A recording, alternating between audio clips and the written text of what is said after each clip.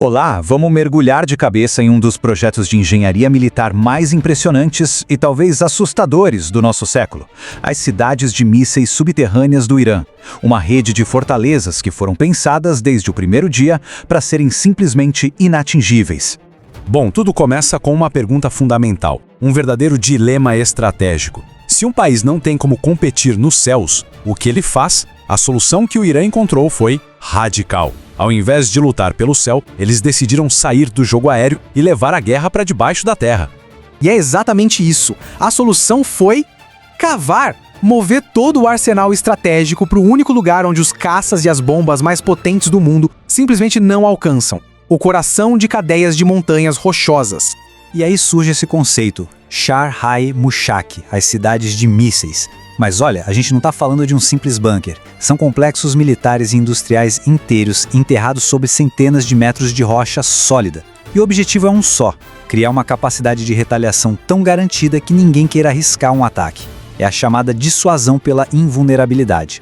E essa frase do general Rajizadeh, que comanda a Força Aeroespacial da Guarda Revolucionária, é a definição perfeita da doutrina iraniana. A imagem de um vulcão é poderosa, né? Não é algo que fica ali parado se defendendo. É uma força da natureza adormecida, pronta para explodir a qualquer momento. Tá, mas como na prática se constrói algo à prova das armas mais sofisticadas do planeta? A resposta é uma combinação fascinante de engenharia de ponta com uma vantagem que o Irã tem de sobra: a sua geologia. Para a gente ter uma dimensão do que estamos falando, basta olhar para este número: 500 metros. É a profundidade das instalações mais protegidas. Pensa só, é quase meio quilômetro de rocha maciça servindo de escudo. É um desafio de engenharia absurdo. E essa tabela aqui ajuda a gente a entender a lógica por trás disso. Existem basicamente 3 níveis de bases. As de nível 3 e 2 são mais rasas, usam terra e concreto especial. São fortes, mas ainda vulneráveis. Agora, o nível 1 é outra história. Lá no fundo, entre 120 e 500 metros, dentro de granito puro, a vulnerabilidade despenca para quase zero. E aqui está o grande trunfo geológico do Irã. Em vez de depender só do concreto, que é uma defesa feita pelo homem, eles usaram a própria natureza. Cavaram as bases mais importantes em montanhas de granito Shirkuh, uma rocha com uma resistência à compressão que é tão boa ou até melhor que o concreto mais tecnológico que existe. É literalmente uma fortaleza natural. E por dentro não é só um túnel, é uma cidade. Tem sistemas de trens automatizados que movem mísseis de um lado para o outro em minutos. Sistemas de armazenamento verticais prontos para disparar. Dezenas de saídas, algumas falsas, outras reais, e equipes de engenharia que moram lá dentro, prontas para consertar qualquer dano em questão de horas. Certo, agora chegamos ao clímax dessa análise. É o confronto final. A arma anti-bunker mais poderosa do mundo contra a fortaleza mais resistente do mundo. É uma batalha de física e engenharia pura. De um lado do ringue, a GBU-57, também conhecida como MOP, ou Massive Ordnance Penetrator.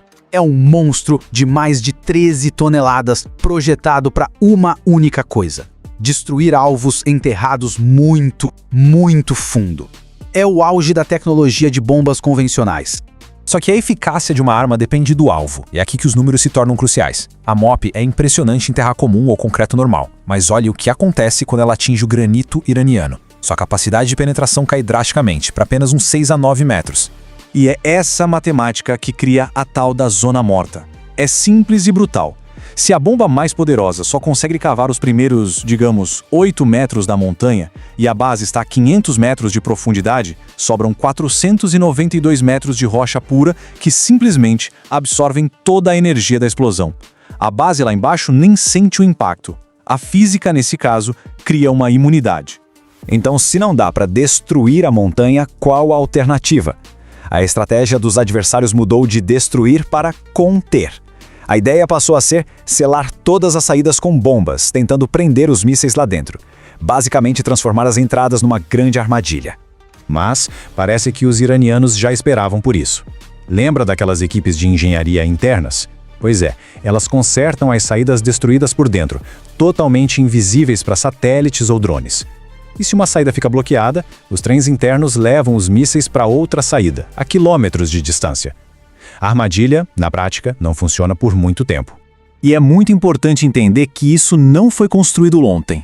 É um projeto que começou lá em 1984, durante a guerra com o Iraque.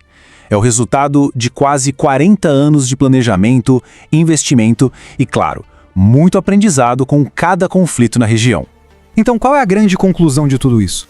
A gente chega a uma ideia que, de certa forma, desafia muito do pensamento militar convencional.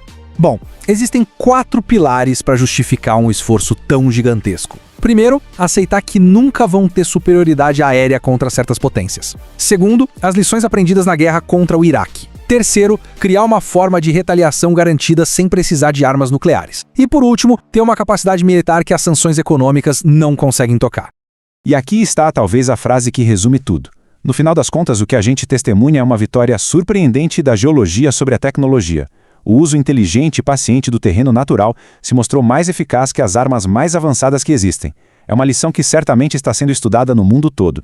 E isso tudo nos deixa com a pergunta final. Uma pergunta que com certeza vale milhões, talvez trilhões de dólares. E que, até agora, ninguém parece ter uma resposta muito boa. Afinal, como é que se destrói algo que foi construído, por definição, para estar fora de alcance?